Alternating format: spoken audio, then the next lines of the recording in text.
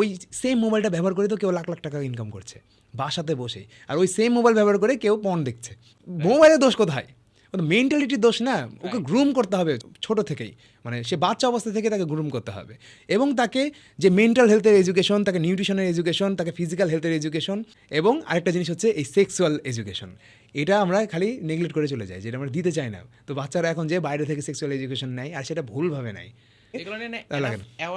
Awareness নাই। এই জিনিসগুলো যদি বাচ্চাদের ভিতরে ঢোকানো যায়, তারা এরা ইম্প্যাথি মানে বুঝবে যে একটা মেয়ে কীভাবে ফিল করে, একটা মেয়ে কেন একটা ছেলেকে দেখে ভয় পেয়ে যায়, আর কেন মনে করে যে সব ছেলে খারাপ। হয়তোবা ওই মেয়েটা কোনো একটা ছেলের দ্বারা টর্চারের শিকার হয়েছে, বা হয়তোবা কেউ তাকে ব্যাডভাবে টাচ করেছে, যার কারণে সে অন্য ছেলেকে ভয় করে, ট্রমাতে পড়ে গেছে।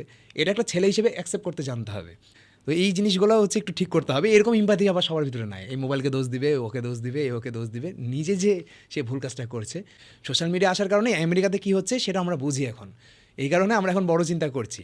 এটা কিন্তু সোশ্যাল মিডিয়ার একটা ব্লেজিং। এখন সমস্যা হচ্ছে সোশ্যাল মিডিয়াকে আমরা ভুল কাজে ব্যবহার করি, ওটা তো আলাদা বিষয়।